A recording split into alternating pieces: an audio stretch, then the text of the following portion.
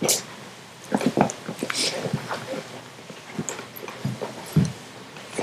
welcome everybody. We're going to dive right into a short meditation to start class. So, get settled. Make sure your spine is nice and tall.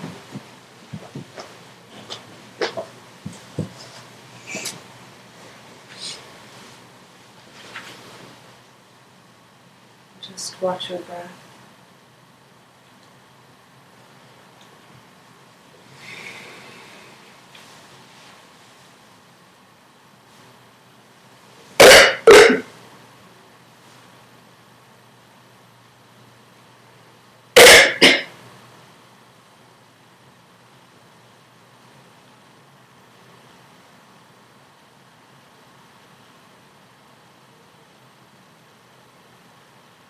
And your breath is the only thing in the whole entire world.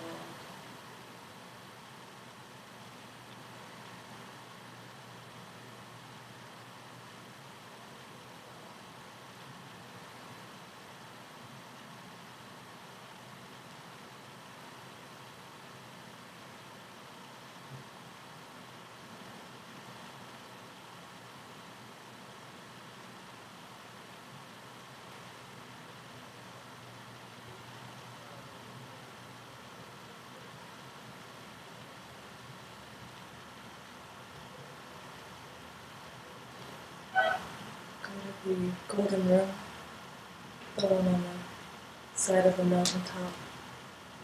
Golden light shining in through the windows.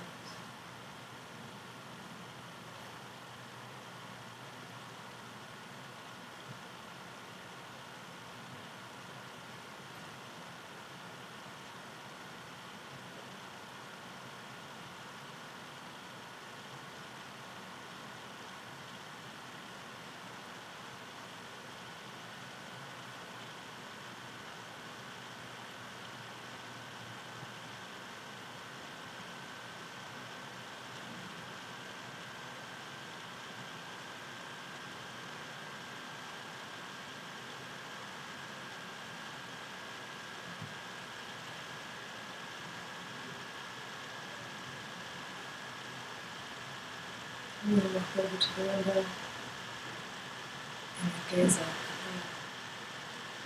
the blue sky.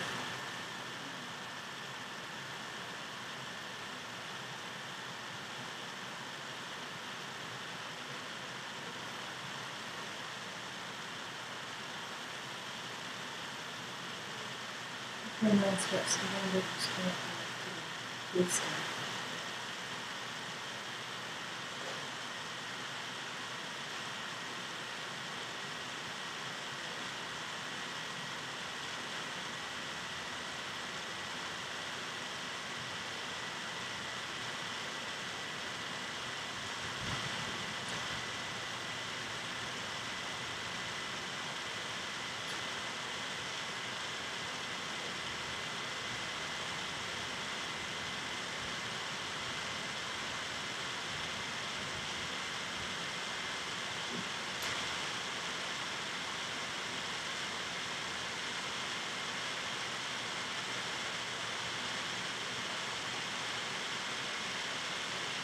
And take your gaze to the bottom of the river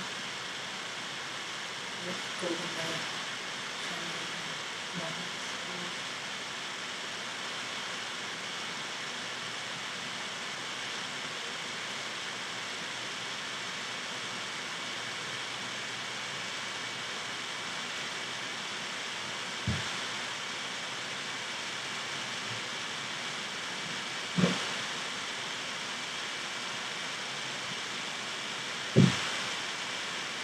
Turn back into the golden room and invite your teacher to come join you.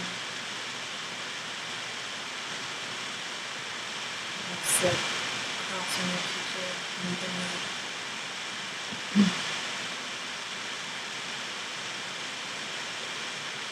And feel that love from you.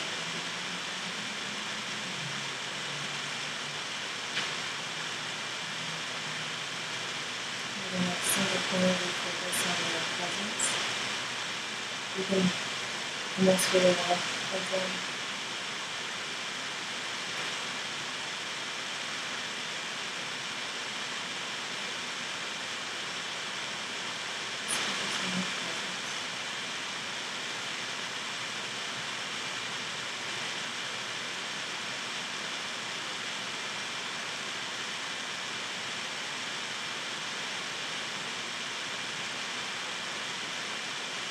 No action, sit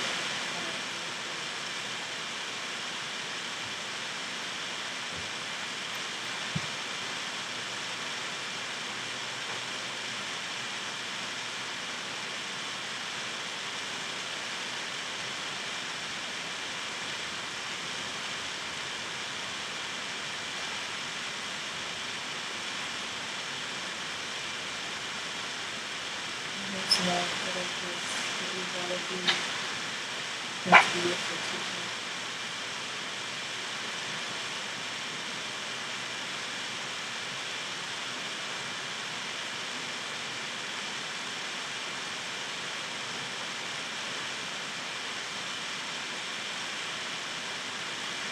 And now start to water, just bring it back and try to hold it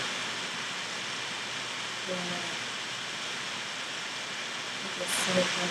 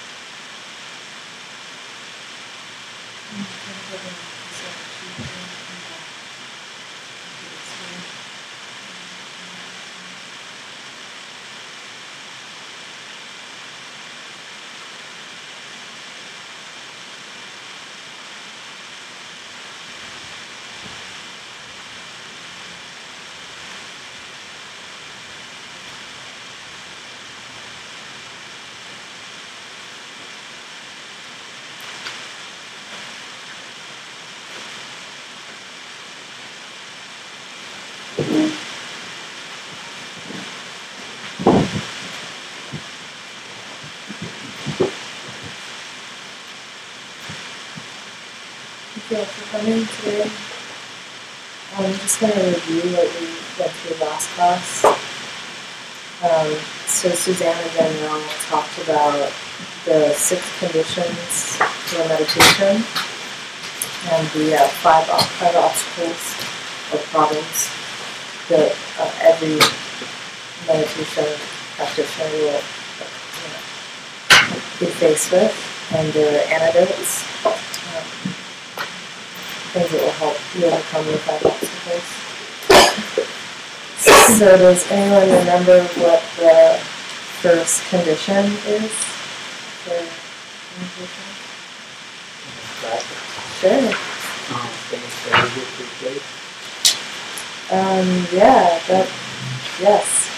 Conducive place to meditate, which is safe, perfect place, a place that another holy being has meditated before, things like that. The second one is to keep your wants few. And the third is to be content with what you have. and you want to avoid dizziness or overstimulation. And a very important one, which is the next one, I'm going to try.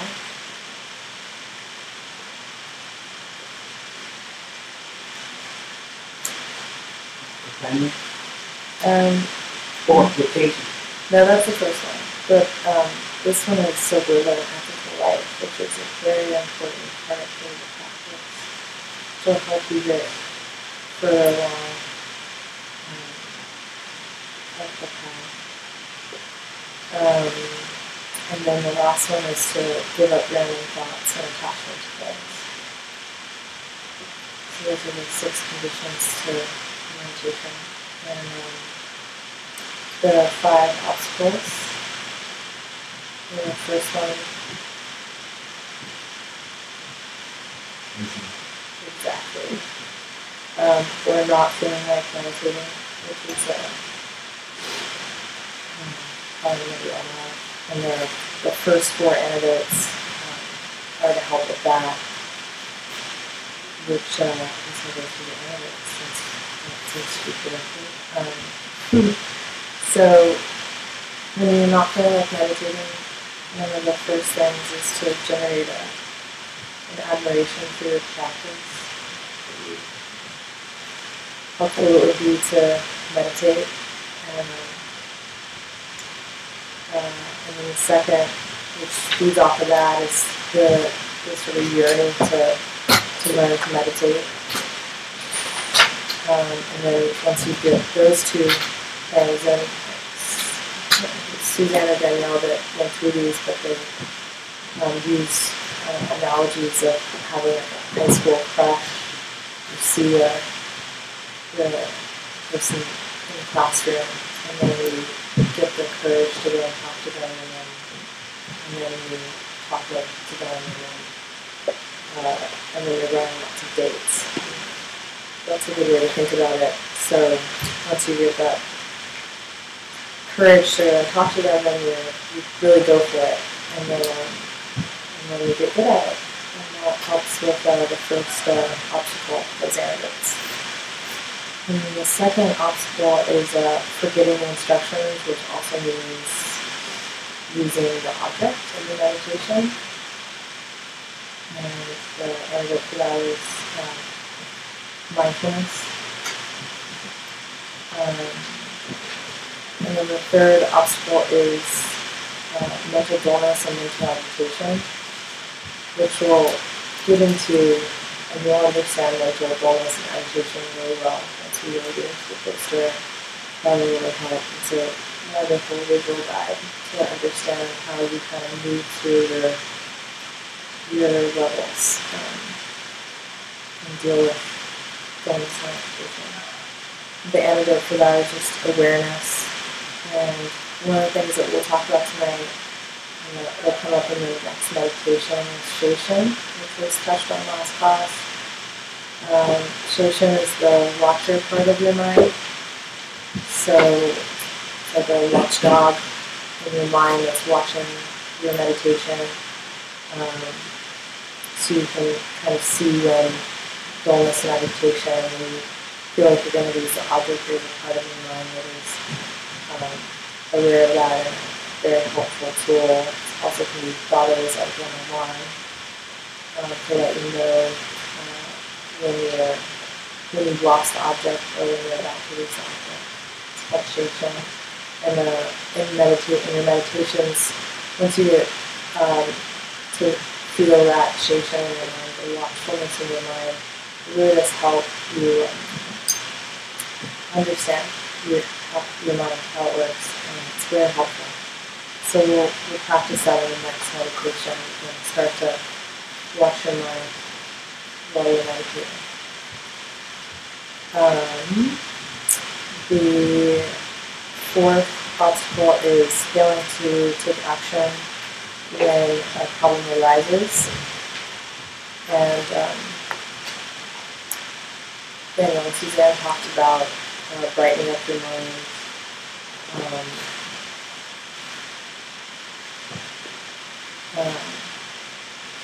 so basically, the antidote for that is attention, so you recognize when you need to take action.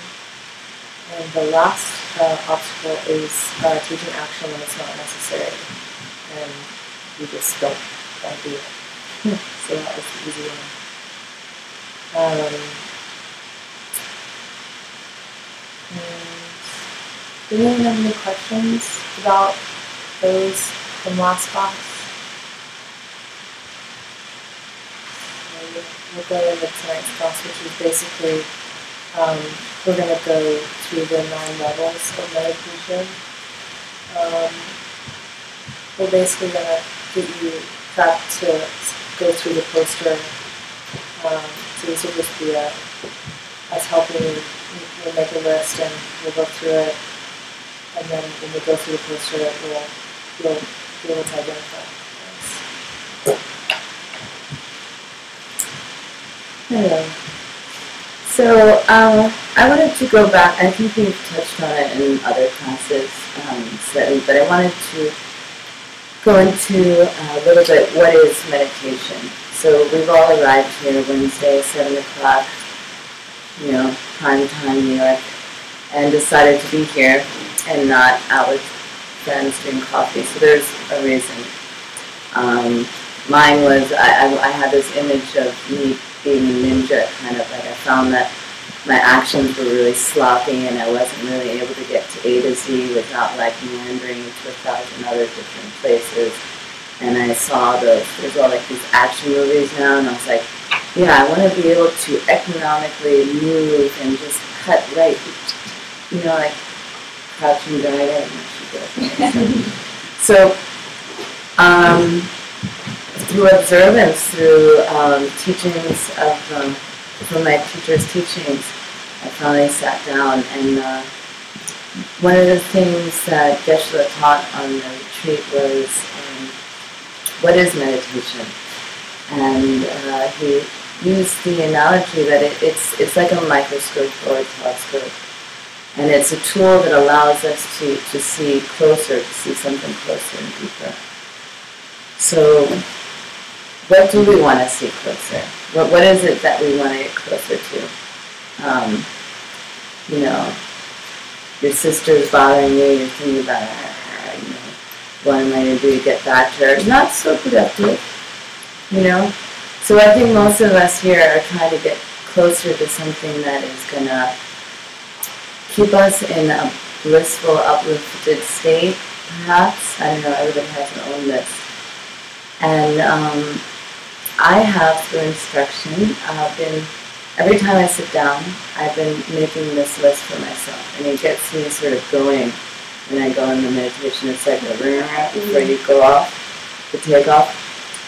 And we spoke about that as helpful when we're feeling lazy or not wanting to go on the cushion to make lists.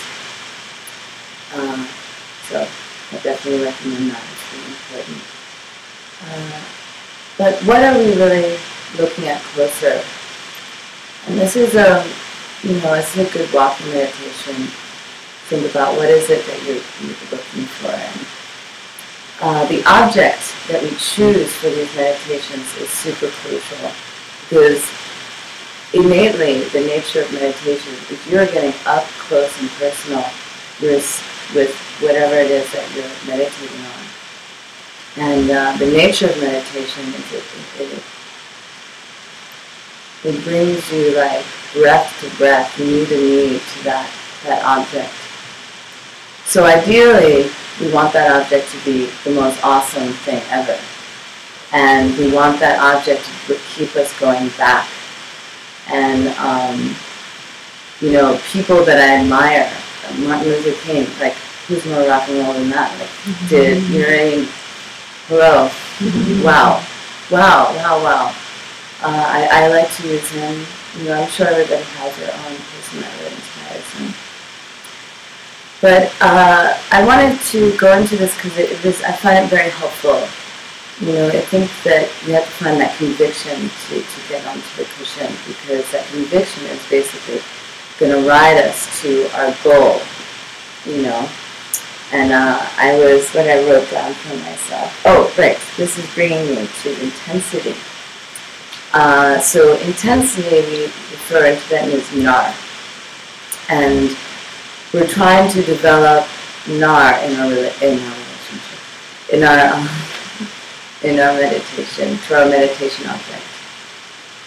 And it made me think about the key, in Ghostbusters, at the end of the movie, and he's looking for Sigourney Weaver, and he's like drooling, he's like, key master, must find the key master, and it's just like, he will, he's eating cars, I don't know. And I thought about, like, that's the kind of intensity that we have to have for that meditation. I mean, forget the drool and such, but the kind of, the crush is great. I remember 7th grade, one bought 24 cannolis. I was 12 years old and brought it to this boy. I was like, really? I was single-pointed, 24. But it's really crucial because what's going to happen is that slowly we're going to really be able to see the trees through the forest, and slowly we're going to be unwrapping that gift.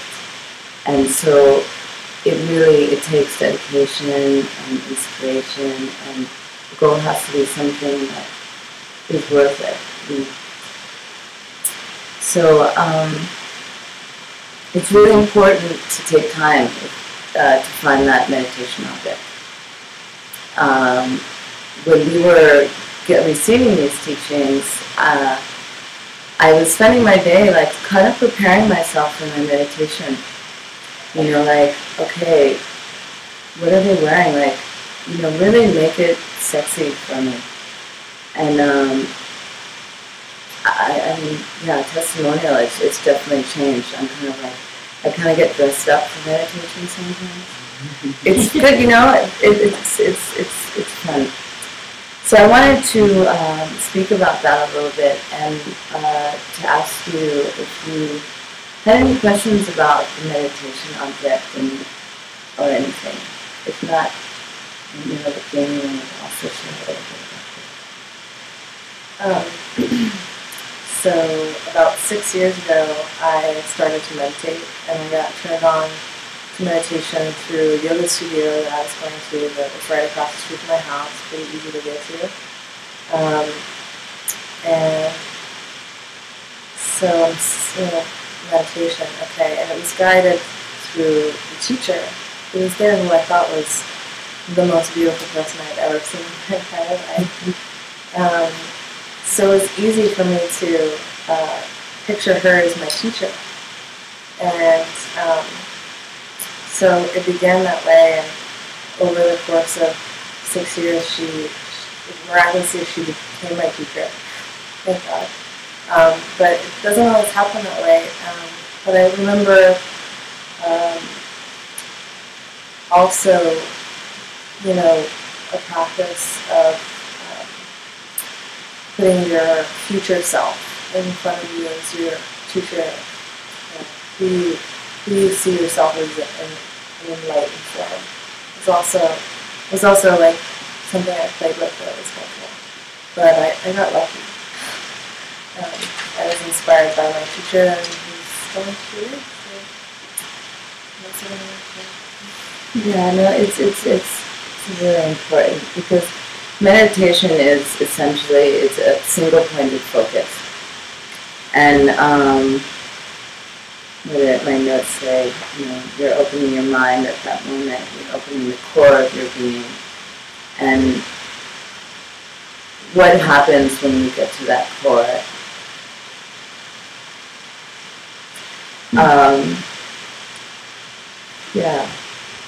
What you're doing is getting to the core of things, which leads me to what is the core of things? What is the core of things? Yeah. Yes, the pen. So here we go. Some of you have gotten this teaching, some of you have not. This is my first time. So, what is this? Speak. It's a pen. It's a pen. We write with the pen. Okay, so we see this as a pen. What is his name? Lassie comes by. What is Lassie saying? True toy. Lassie is singing True toy. Lassie is not taking this pen and writing down his thoughts or taking notes. Lassie is chewing with it. I look at it, I see a pen, I might put it in my hair. So if we place the pen on this table, we leave, Lassie leaves, there's nothing on this here except for the pen. So then, what is this? What would be here? We are not here to witness it.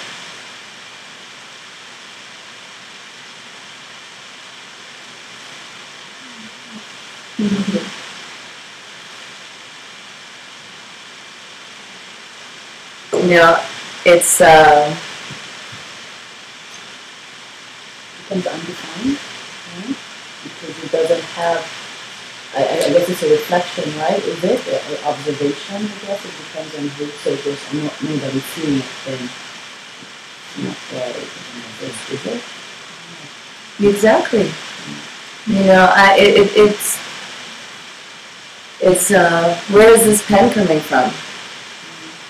You know, is this pen coming from outside to you?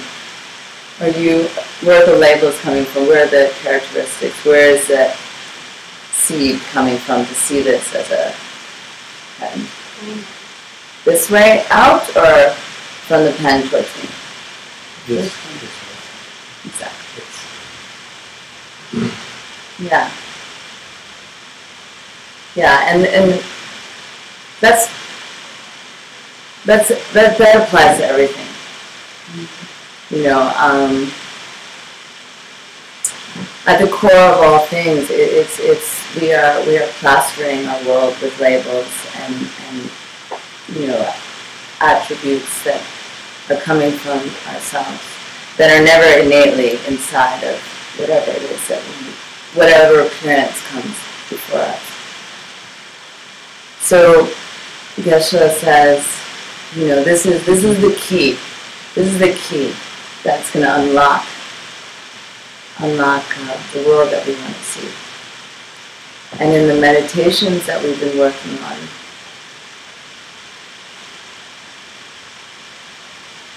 we're fine-tuning the tool in which we're going to be looking for the essence of things. You know, in anything, you know, problem solving. You know, I want to get to destination B. How do I get there? You know, which is what the stages of meditation, which is what the 9 stages are. So my goal personally is I would really, really, really like everybody in Chinatown to be whispering sweet nothings to each other instead of growling and such. And I like there to be extreme bliss. I would like my grandmother never to die, right? So that's always somewhere around 9, 10. And so this wonderful poster has sweetly defined the path that I will take to get there. And in this case, the poster is not theoretical. It's really like you put your, you know, you take a bath, you dry yourself off, you know, you put your deodorant, then, you know, it's a 1, 2, 3, it's a step. And it's assembled as carefully as you would assemble anything. It has, if you leave out a part, it's not really going to work.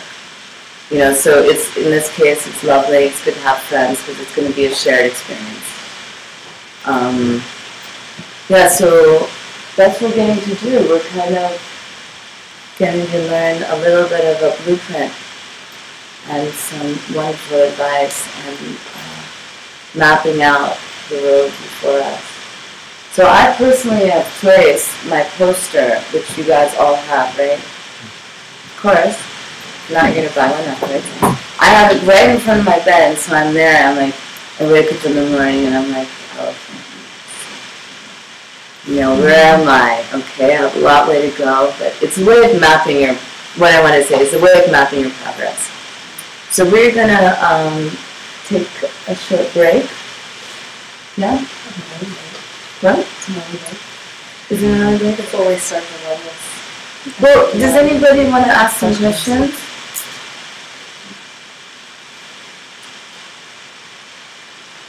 Want me to turn the lights up so you're more awake? Yeah. I mean, if you don't have any questions, maybe we can just spend a few minutes. Oh, yes. I don't know if you can talk about consistency, it's a good time to talk about it, but could you elaborate a little on choosing an object? Like, can you change it? Do you have to stick with the same one? You do not have to stick with the same object. I recommend choosing and sticking with the same object, but you don't have to. I mean, I like,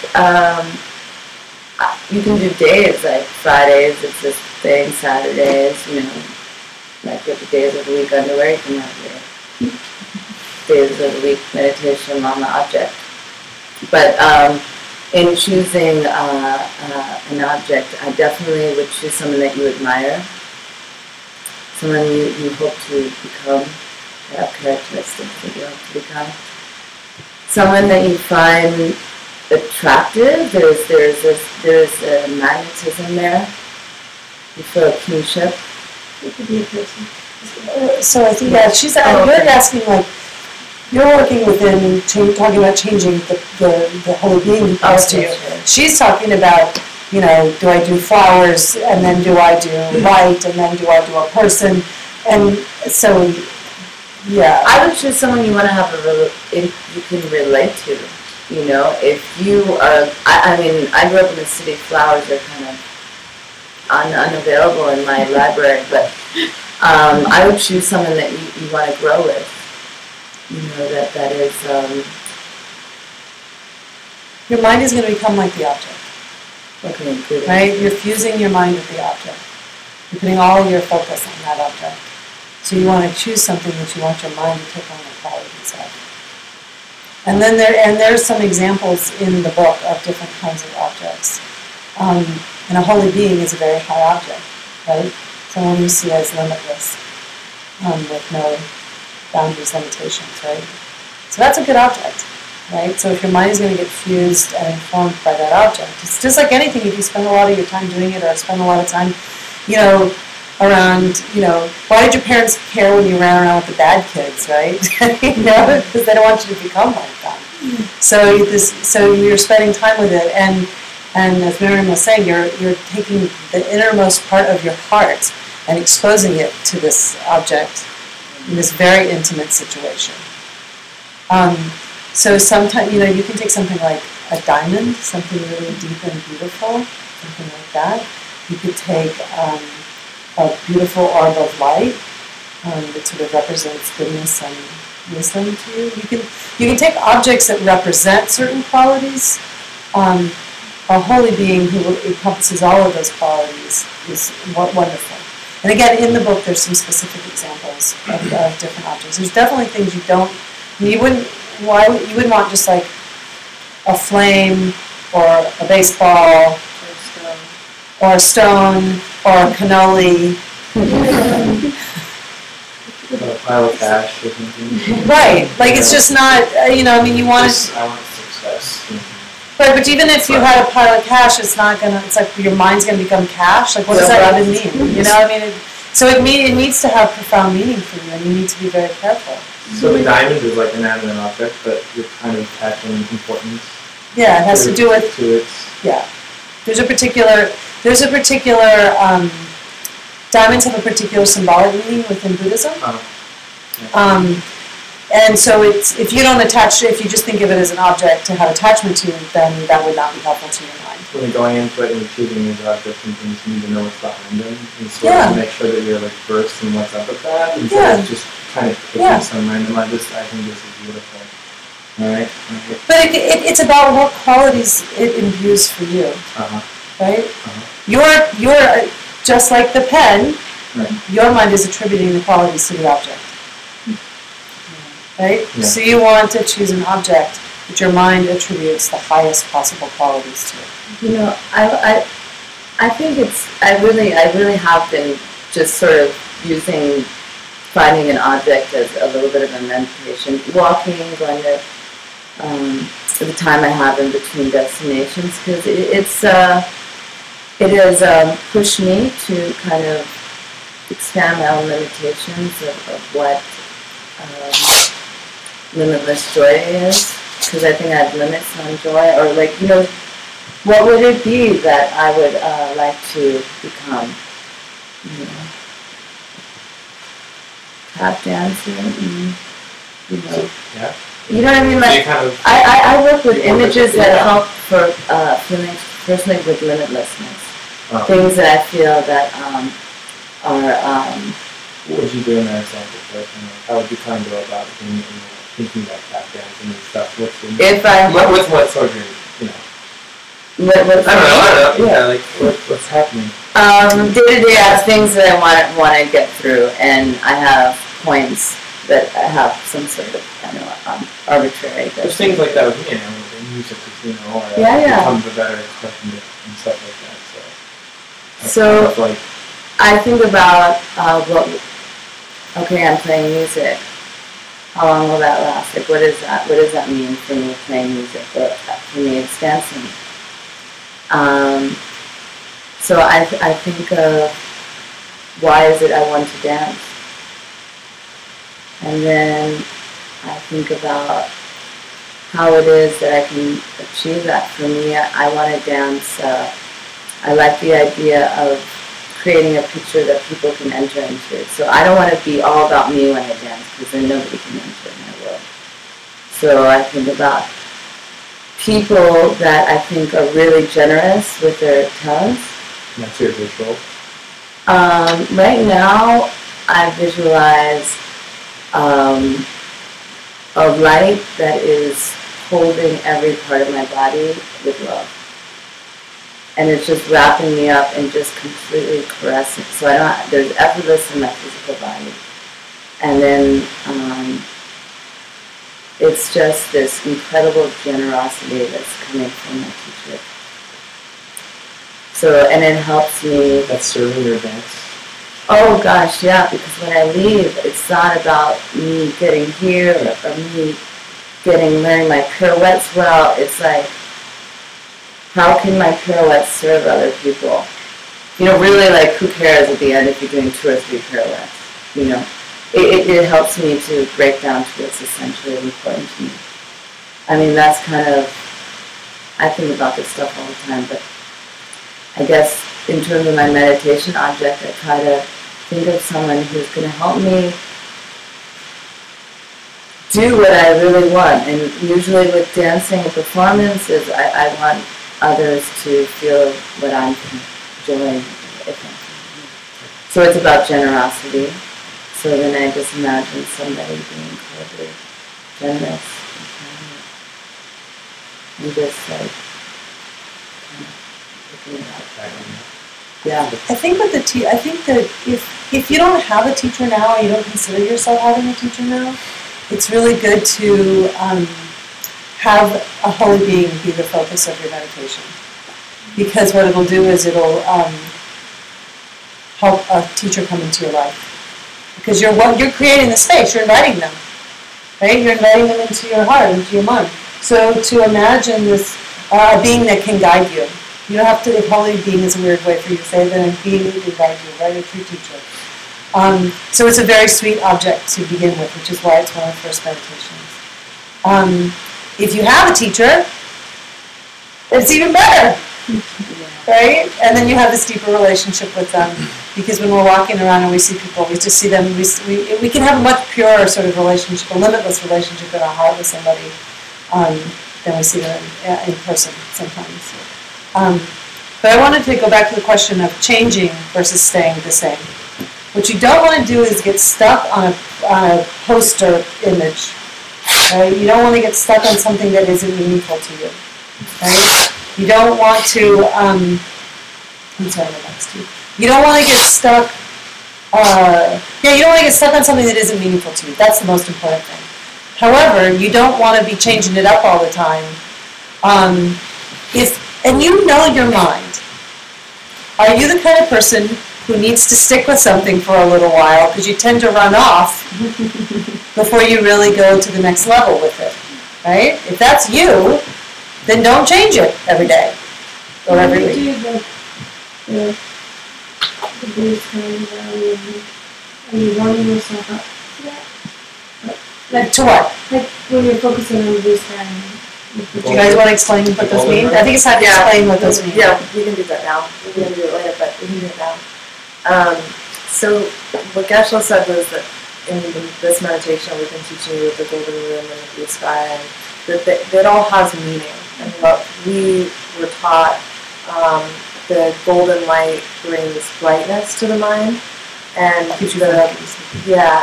it kind of freshens up your mind. It prepares your mind to have like a nice, intense meditation.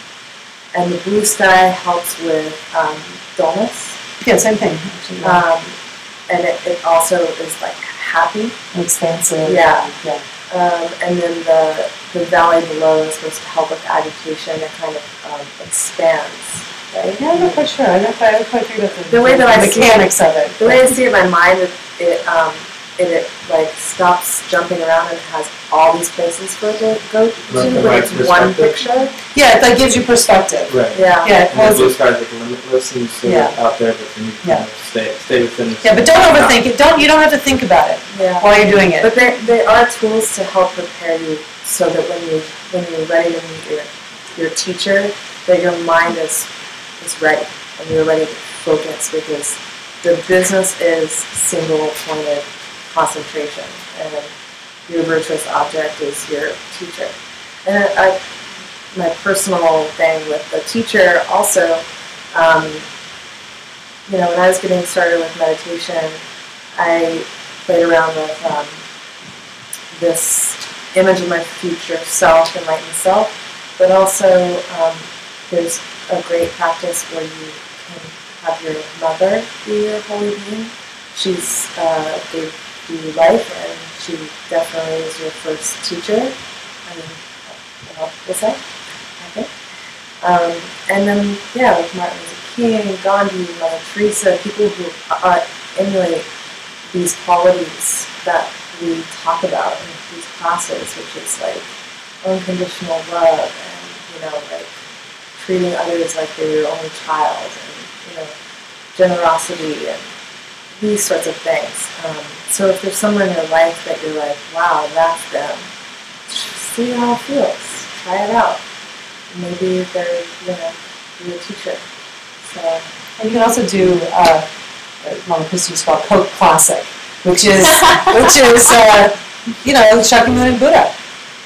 Just a classic Buddha image. Yeah. And there's and you can find beautiful images that if there's an image that really appeals to you, and again, you don't want it to be flat. Your job is to say, oh, there's an image that really appeals to you. Go to the Rubin Museum. It's gorgeous. And go to the Met. I just went there on Sunday. I've never seen so many Buddhas and Bodhisattvas statues in my life. Except for here. Hundreds of Buddhas. So you can go, and then your job is to make them lifelike in your meditation, to not keep with the flat, right? So just those kind of wonderful images. We're going to make new t-shirts, not you are what you eat, but you are what you meditate on. Yeah. Yeah, because it's, you want to find something that's good qualities. I was going to suggest, if anybody was feeling like they have long trips anywhere, to work on that list of why, reasons to meditate. I did mine, and I realized I really needed to do that because I didn't have it readily available in my mind. And I have been, so what I do now is I sit down, I have a picture of something that really inspires me, my teacher, and before I even go into anything, I keep my eyes open and I just say all the reasons why I'm meditating, and it really sort of lights the pilot light for me. And I really recommend it. It's been kind of helping to get that nar, that intensity, to be able to keep your focus on your object much better.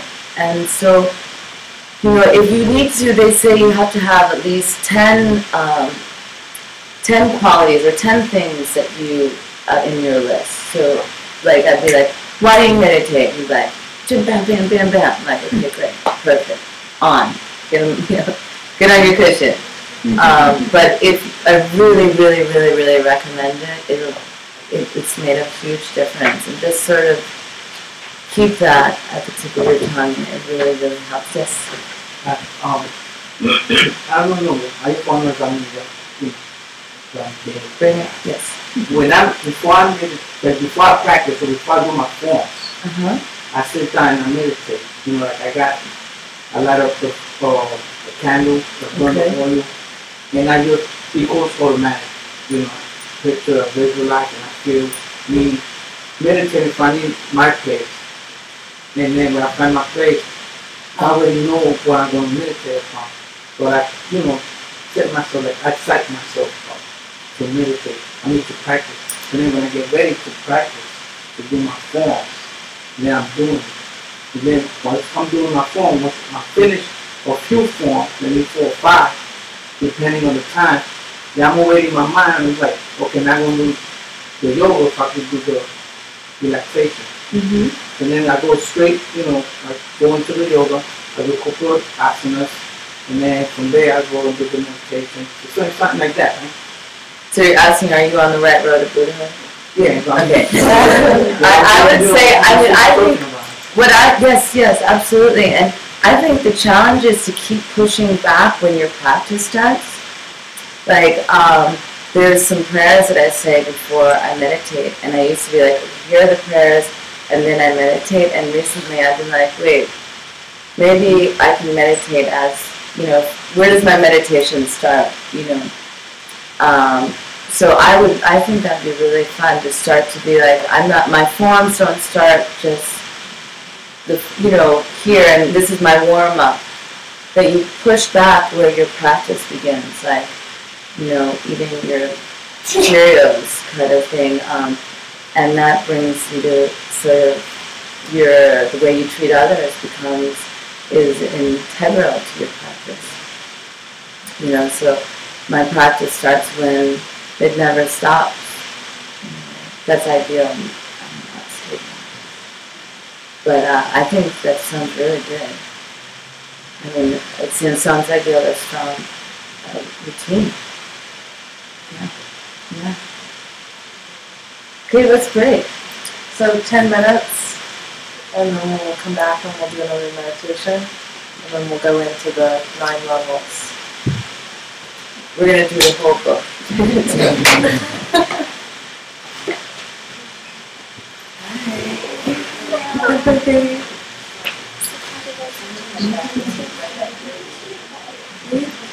Stop.